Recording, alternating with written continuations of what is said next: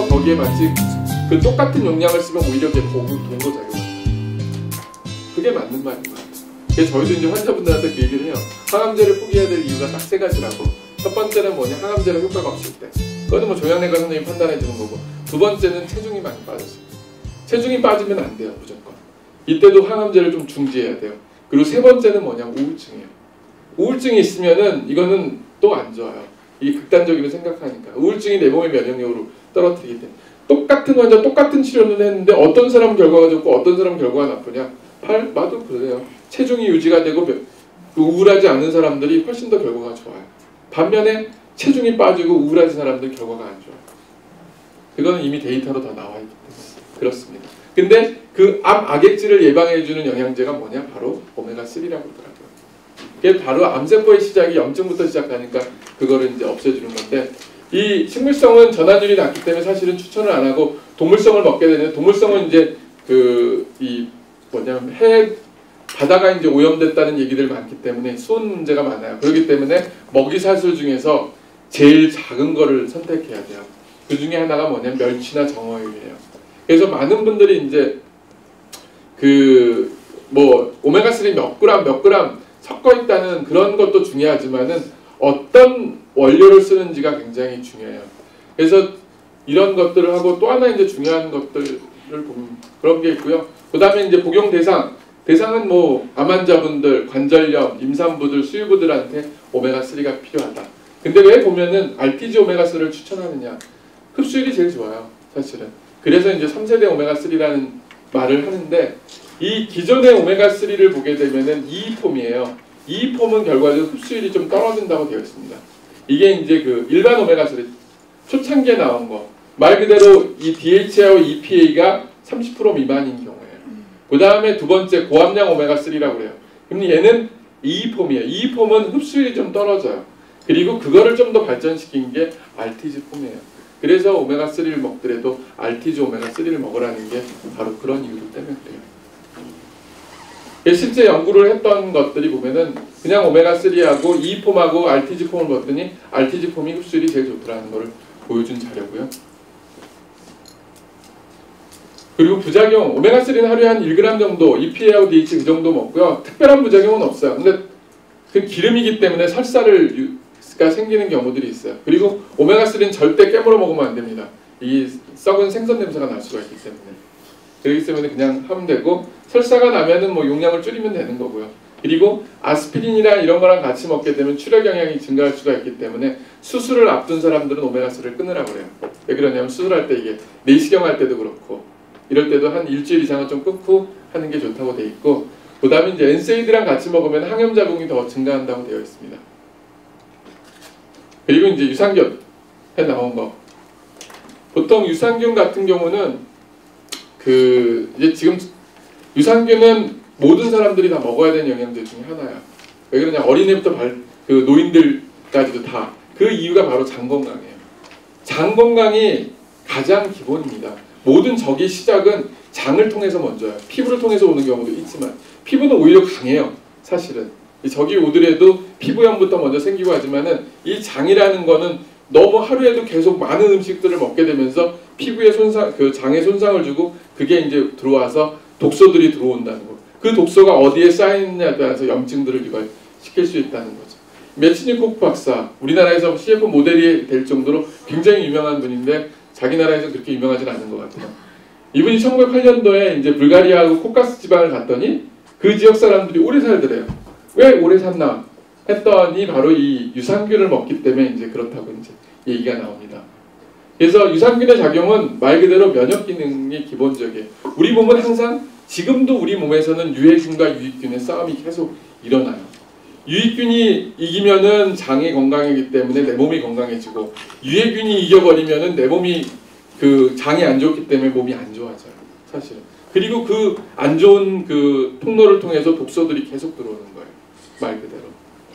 아까 잠깐 얘기한 것처럼 장루스가인 것처럼 이 육모 사이에 유익균이 있다고 하잖아요. 유해균이 많아지면은 이 유산균이 죽음으로 인해서 이 안 좋은 음식들이 육모를 통해서 들어오게 돼요.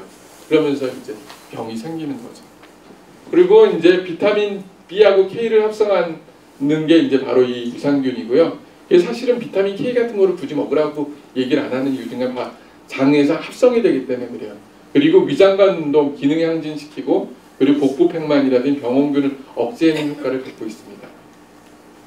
유산균의 종류는 크게 락토바실루스하고 비피더스균으로 나눠요. 락토바실루스는 주로 이제 소장에 작용하는 거고 비피더스균은 주로 대장에 작용해요. 그래서 이 두 가지 균주는 있는 거를 먹는 게 좋습니다.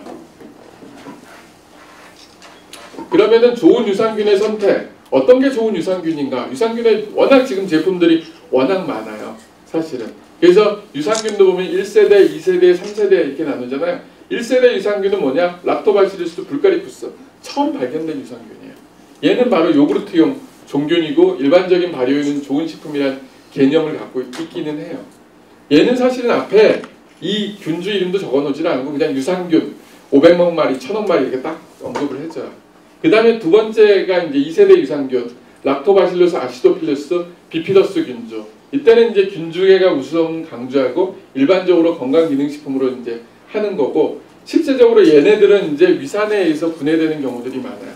3세대 유산균이 되면서 사실은 위산해에서 분해가 안 되고 장까지 이제 충분히 가서 작용한다는 거예요. 그럼 3세대 유산균은 어떤 거냐면 뒤에 여기가 붙는 거예요. 락토바실루스 람누스 여기까지는 2세대예요. GG가 붙으면은 요거는 3세대예요. 비피더스도 보면은 BB12라는 게 붙으면은 결국은 이제 그 비피더스 락티스까지면은 보통 이제 2세대. BB12가 붙으면 3세대.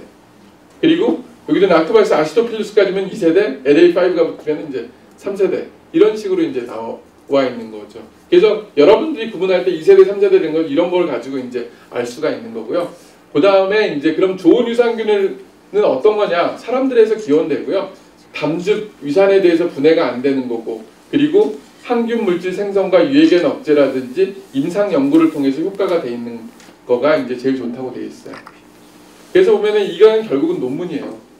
논문을 가지고 이제 평가를 하는데 가장 대표적인 연구가 이제 제일 많이 되는 게 이제 LGG, BB12, 그 다음에 GR1, LA5, RC14, 뭐 카세이 431, 뭐 이런 것들이 있어요. 이 중에서 이제 면역에 관련되는 게 보통 이제 LGG, BB12, LA5고 이 그 LGG는 주로 이제 소장, BB12는 대장, LA5는 위장 이런 데 작용하고 GR1하고 RC14는 주로 이제 방광하고 자궁에 작용을 해요. 질에. 그래서 각각의 균주들에 따라서 작용 기능들이 달라요. 그럼 그걸 어떻게 알 수가 있냐? 그럼 결국은 책이에요.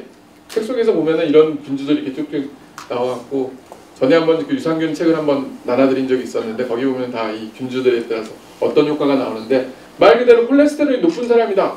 그럼 여중에서 어떤 유산균이 제일 좋냐? 그러면 이제 락토바시스 플란티늄 299V 요거는 이제 제일 대표적인 게가 이제 세노비스에서 나온 게 그런 거고요. 아니다. 그 다음에 이제 그 알러지가 많은 사람이다. 그러면 이제 LGG, BB12 그 다음에 이제 이 엑제마는 게 보통 이제 아토피 이런 경우도 LGG 여기서 이제 보게 되면 그 다음에 이제 인테스티널 하드 퍼미에블티 이건 장누수랑 관련된 거 LGG 뭐 이런 식으로 돼 있고요. 그 다음에 이제 그 얘기했던 대장암을 예방하는 것도 LGG, NCFM 이런 균주들이 각각 다르게 돼 있어요. 방광염인 때문에는 LGG는 별로 효과 없고 GR1 이런 것들이 이제 각각 다르다는 거죠. 그래서 내가 사실은 기본적으로 어떤 유산균을 먹으면 좋겠다 하면은 가장 저는 이제 추천하는 게 뭐냐면 LGG, BB12, LA5가 있는 균주를 가장 추천을 하고요. 만약 근데 내가 이제 이 여성분들 같은 경우 뭐 방광염이나 질염이 잘 생긴다 그런 분들은 그거보다는 RC14, GR1이 있는 균주를 추천을 하고요. 그렇습니다. 각각의 이제 다르게 작용하는데 그거랑 상관없이 유산균은 무조건 먹어야 돼요. 왜 그러냐? 장내는 매일같이 싸움을 하기 때문에 매일같이 유산균 하나씩은 먹으면서 보호를 해줘야 돼요. 그러지 않으면은 어느 순간에서 내 몸은 나빠진다는 거예요. 그래서 요거는 이제 그 GR1하고 RC14 그 제품이 뭐냐면 락토필 두어인데요.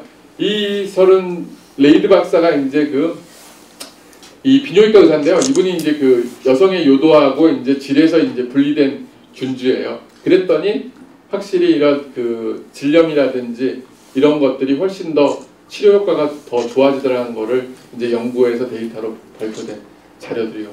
캔디다 질염도 똑같이 이제 떨어뜨려진가를 이제 연구한 자료들입니다. 그 다음으로 이제 커큐민. 커큐민은 이제 국내에 이제 제품들이 별로 없어갖고 이제 사진을 못 넣었는데요. 커큐민이 보면은 왜 인도 사람들이 그 치매라든지 이런 게 적게 걸리냐 했더니 인도 사람들은 카레를 많이 먹더래요. 그럼 카레 성분이 뭐냐? 바로 커큐민인 거죠. 우리나라에 뭐 강황, 울금 뭐 이런 얘기들 많이 나온 것처럼 거기에 성분이 많은데 이 커큐민의 작용은 크게 세 가지를 얘기합니다. 항산화 작용, 알츠하이머를 예방해주는 효과가 있고, 항암 작용은 암을 예방해주는 거, 항염증 작용, 주로 관절염에 이제 효과가 있는 영양제라고 보통 말을 하죠. 치매가 이제 적은 이유 중에 하나가 바로 이 그 강황을 많이 섭취하기 때문에 적게 발생하더라. 실제적으로 많은 연구에서 커큐민이 아밀로이드 반응하고 신경 섬유 매듭의 발달을 예방한다는 보고가 있어요. 그래서 도움이 되더라 하는 걸 보여줬고요. 그 다음에 이제 관절염 같은 경우도 그 스테로이드랑 비슷한 효과를 보여준다고 되어 있습니다. 그래서 이제 관절염에 도움이 된다. 실제 연구를 해봤더니 관절염 환자들한테 한 구는 위약을 주고 한 구는 이 커큐민을 줬더니 커큐민을 줬던 분에서 무릎 통증이라든지 이런 것들이 진통제 의존량이 떨어졌다는 것을 보여준 자료입니다. 2014년에 나온 거고요. 그리고 결과적으로 이제 보니까 이 커큐민 중에서 이제 테라큐민을 제일 많이 추천을 해요. 테라큐민이 그냥 커큐민은 흡수율이 떨어져요. 테라큐민은 이제 보통 흡수율이 한 30배 정도 더 좋다고 되어 있기 때문에 그래서 이렇게 이제 차이를 보여준 자료고요.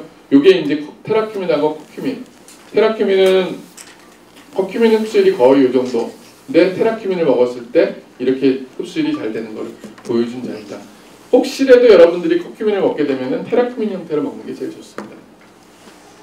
그리고 이제 베타글루칸. 이제 베타글루칸이라는 게 이제 면역의 이제 증강 아까 얘기한 가장 그 홍삼에 인삼에 보는 진세노사이드, 그 다음에 차가버섯이나 버섯 종류 효모에 있는 거는 베타글루칸이고요. 그 중에 이제 1316을 추천하는데 우리가 보통 보면은 효모, 버섯, 곡류의 면역에 관련된 게 바로 베타글루칸이에요. 여기서 이제 14, 1314, 1316이 있어요. 14는 식이섬유로 해서 이 배변 운동을 좋게 해주는 그런 작용이 있고 1314는 포만감하고 혈당 조절하는 효과가 있어요.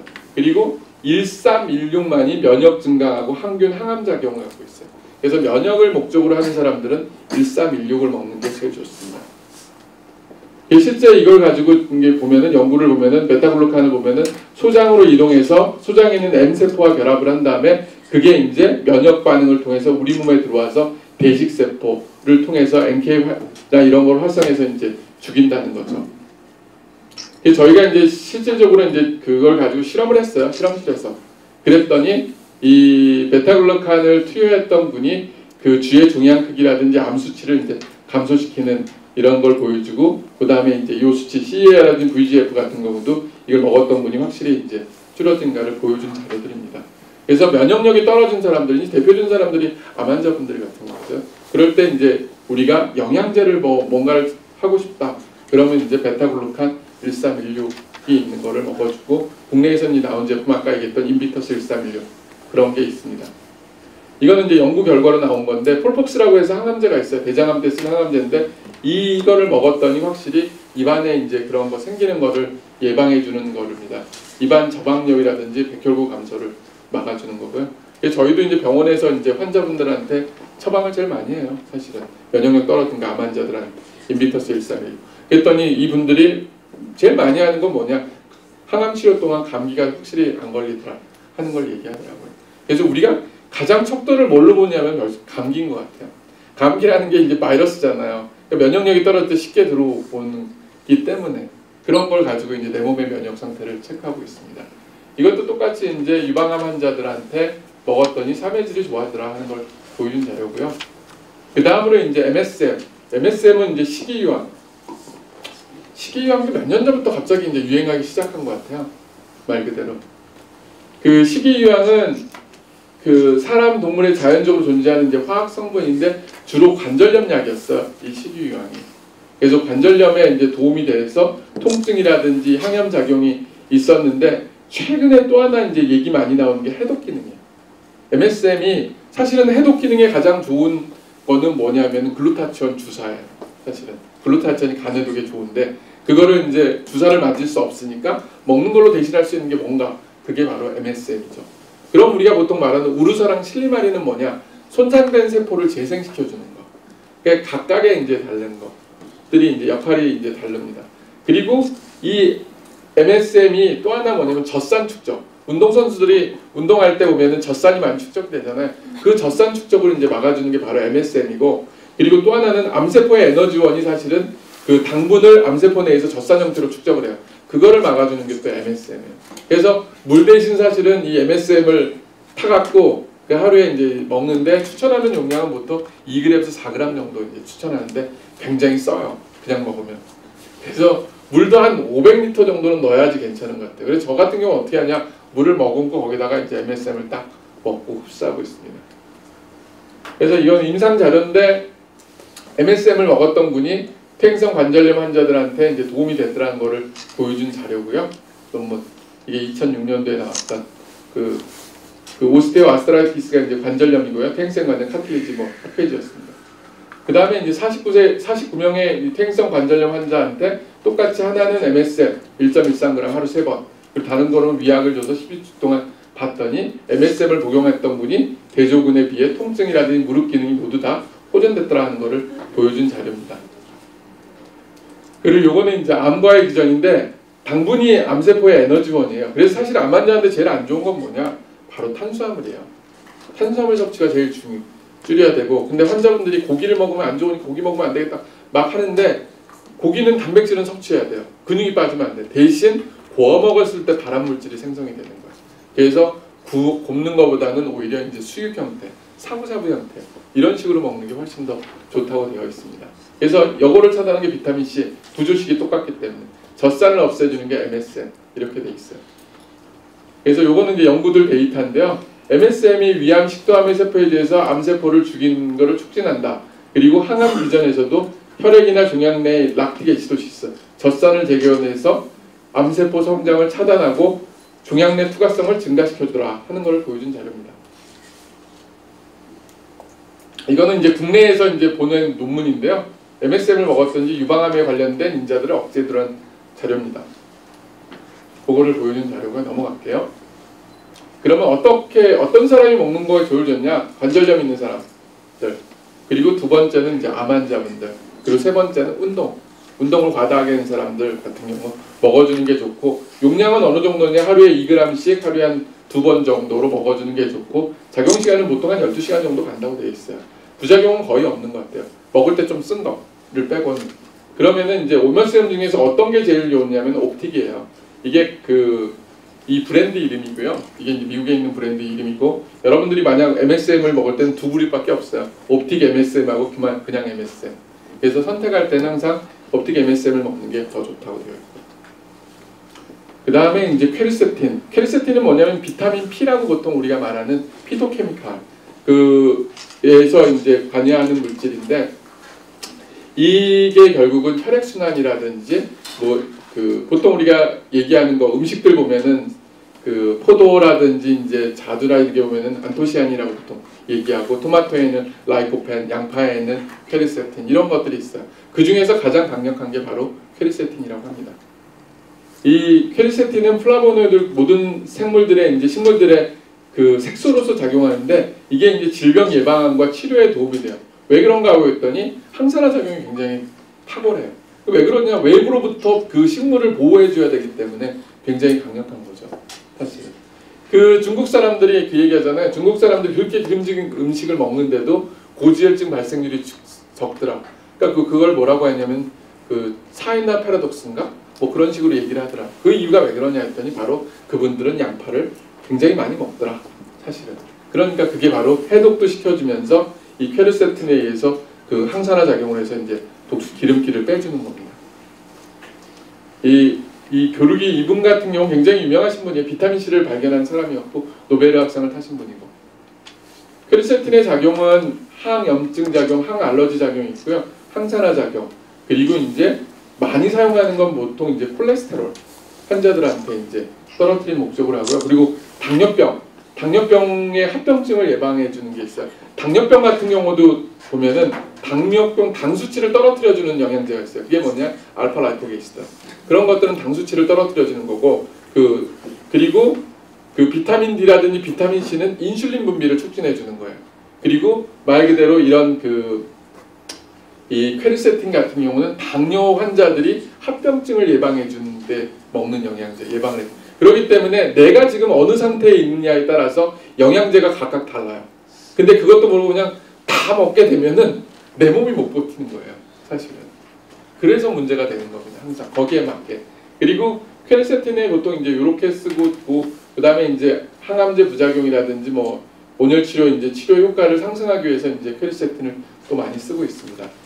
그래서 항암 작용은 뭐냐? 바로 이제 플라보노이드 중에서 가장 강력한 항암 작용을 갖고 있고요. 이 그 항산화 작용뿐만 아니라 이런 전달 물질인데 특히 전립선암 때 또 퀘르세틴이 효과가 좋다고 되어 있어요. 그리고 온열 치료 요새 이제 암 환자분들한테 온열 치료를 되게 많이 해요. 저희 병원 같은 경우도 온열 치료 많이 하는데 그것 중에 하나가 바로 이 열을 때리게 되면은 히사프로테인 이제 이런 물질들이로 인해서 열내성이 발생하는데 그거를 차단해 주는 게 바로 뭐냐면은 퀘르세틴이에요. 그래서 실제적으로 연구들 데이터 보면은 메멀리안 슈알링 캔서 센터에서 했더니 퀘르세틴을 줬더니 온열 치료 효과가 더 좋아하더라. 암세포를 더 잘 죽이더라는 걸 보여준 자료고요. 그 다음에 이제 고지혈증 치료에 대해서도 퀘르세틴을 가지고 항구는 퀘르세틴, 항구는 이제 위약을 2개월 동안 투여했더니 퀘르세틴을 줬던 분이 이 콜레스테롤, HDL, LDL 콜레스테롤까지 다 떨어지더라 하는 건데 모든 치료는 이것만 갖고는 안 돼요. 이게 도움은 돼요. 연구 결과나 데이터나 실험실에 다 하는데 사람들이 우리나라 분들이 좀 하는 것 중에 뭐냐면 생활습관 변화를 안 시켜요. 무조건 영양제, 무조건 약 이걸로만 가지고 모든 걸 해결하려고 하는데 어떻게 보면은 영양제보다 더 중요한 건 바로 생활습관 변화예요. 그래서 수면운동 영양이 계속 얘기가 나오는 게 바로 그런 거예요. 이런 거는 해결 안 하고 어떤 영양제 먹으면 좋더라 하면 귀가 솔깃해서 가요. 근데 먹어요. 근데 똑같은 결과가 안 나와요. 그건 왜 그러냐? 바로 성공한 사람들은 다 생활습관을 변화를 시켜요. 실패한 사람들은 생활습관을 절대 변화를 안 시키고 그거에만 의존을 해요. 그래서 고혈압 약 먹는 사람들이 고혈압 약을 먹어요. 처음에 혈압이 떨어져요. 근데 생활습관 변화를 시키면 오히려 혈압약도 끊을 수가 있어요. 근데 생활습관 변화를 안 시키고 약만 먹는 사람들 약들이 점점점 늘어나요. 그리고 나중에는 결국은 합병증으로 인해서 나빠지는 거예요. 그러니까 그런 분들이 항상 얘기하는 게 그런 거예요.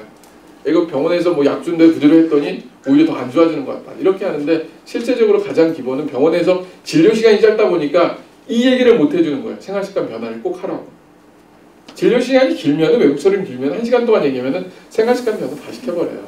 그게 이제 우리나라 외국의 차이점이라는 거죠. 그래서 여러분들이 만약 내 고지혈증이 있다, 고혈압이 있다, 뭐 만성질환이 있다 그러면은 기본적으로 생활습관을 변화를 하면서 이 퀘르세틴을 복용하면 좋아지는 거예요. 근데 그건 안 하고 이것만 먹으면 절대 안 좋아집니다. 그 얘기를 해주는 거고요. 복용 방법들은 뭐 여러 가지가 있는데 주로 많이 먹는 사람들이 고지혈증 환자들, 당뇨, 합병증 예방을 위해서, 아토피 알러지 이런 걸 위해서 먹고요. 복용은 보통 이제 하루에 한 포 정도 먹는다고 되어 있습니다. 이거는 저희가 옛날에 한 몇 년 전이야, 10년 전인가 그때 저희 환자분들하고 같이 등산 갈 때 모습들이었는데요. 몇 가지 이제 제가 받았던 질문들 가지고 얘기하면서 좀 얘기 나누고 이제 끝낼게요. 첫 번째 이제 40대 남성 기운이 딸리고 쉽게 피로해지는데 어떤 영양제를 먹으면 좋을까요? 참 어떤 영양제를 먹으면 좋을까요? 했을 때 보면은 이분들에게 내포하는 건 뭐냐면은 생활습관에 변화할 생각은 없고 뭐를 먹으면 좋을 거 그거를 찾는 거예요. 사실은. 그러니까 이분한테 내가 어떤 영양제 먹으라고 해요. 그럼 다 실패해요. 말 그대로. 사실은. 그러니까 많은 사람들이 사실은 어떤 거를 영양제를 선택하고 뭐 할 때 보면은 내 생활 습관을 지금부터 이렇게 변화할 거라는 거를 딱 기본으로 정해줘야 돼요. 그게 바로 수면운동 영양이에요. 말 그대로. 밤 11시부터 아침 7시까지 잠을 자. 그게 보통 60%를 차지하고 그 다음에 운동을 하는 거예요. 그리고 그 다음에 이제 보면은 진짜 말 그대로 이런 필요하면 이제 영양제를 그 다음에 뭐를 원하면은 제가 거기에 추천해 줄 수는 있어요. 말 그대로 이제 얘기되는 게 쉽게 피로. 이 피로가 이제 뭐에 따르냐 보면은 코엔자임 Q10, 비타민 D, 유산균 이런 것들이 이제 보통 도움이 된다고 이제 설명을 해주는 거죠. 거기다가 이제 밤샘 작업이 많거나 뭐 이런 경우들은 이제 비타민 C까지 이제 주는 거고. 그래서 하나하나 어떻게 보면 굉장히 환자분들을 병원에 오면은 제가 꼭 만병통치약을 뭐 설명해 줄 것처럼 뭔가를 다 제시해 줄 것처럼 얘기해 주는데 사실 저도 아는 게 제가 아는 건 교과서에 보는 거예요. 사실은. 그리고 교과서에 나온 내용이 그러니까 그렇게 하는 거를 환자분들은 숙제만 내줘요.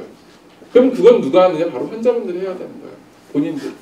근데 그거는 안 하고 의사나 누군가 이렇게 해주면 다 그것만 보면 좋아질 줄 아는데 그렇지는 않다는 거죠. 이 영양치료라는 거는 굉장히 힘들어요. 말 그대로 영양치료가 도움을 주는 거는 내 스스로 노력하는 게 70%고요. 거기 한 10%에서 20% 정도가 영양제예요. 나머지 부족한 요거를 딱 맞춰줄 때 굉장히 좋아지지만은 그게 안 좋아질 때는 안 좋아지는 거예요. 처음에 영양제를 안 먹은 분들은 영양제를 먹으면 되게 좋아져요. 왜 그러냐? 부족한 영양소가 딱 들어가니까 딱 이 TCA 사이클 있잖아요. 에너지 사이클이 쫙 돌아가니까 좋아지는 걸 느껴요. 처음 영양제를 먹는 사람들은. 근데 이거가 생활습관의 변화를 하지 않고 계속 영양제를 먹으면 나중 되면 오히려 몸이 나빠지는 걸 느껴요. 그럼 그 얘기를 해요. 왜 처음에는 좋았는데 몇 개월 먹고 나면 오히려 몸이 더 나빠졌다. 그러니까 그다음 또 누가 이거 먹으면 좋겠다고 또 그것도 먹어요. 그럼 또 안 좋아져. 그러면서 이제 얘기를 하고 그러면서 병원에 와서 이제 따지는 거죠. 왜 선생님이 뭐 이거 먹었는데 오히려 더 안 좋아지는 것 같다고 얘기하고. 근데 저는 그 얘기를 항상 얘기하는 거는 첫 번째 스트레스라든지 뭐 이런 것들 먼저 해결하면서 같이 가야지 임시적으로 도움은 되지만 이게 끝나게 좋아지는 건 아니라는 거. 그리고 이거는 이제 어떤 여성분인데 이제 복부 비만, 중성지방, 콜레스테롤 수치가 높아요. 어떤 영양제를 먹으면 좋을까요? 진짜 너무 많아요. 그리고 또 영양제도 한 푼 갖고 와요. 사실은. 이거 설명하기도 힘들고 그리고 본인들이 뭐 어디서 어떤 제품 샀는 어떤 목적에 의해 샀는지는 몰라요.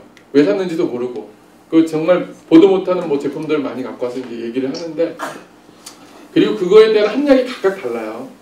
그래서 제가 어떤 걸 어떻게 먹으라고 추천을 못 해줘요. 결과적으로. 그래서 너무 많은 것보다는 항상 3가지 이내로 먹으라고 하고 이 고지혈증 콜레스테롤에 도움이 되는 게 뭐냐?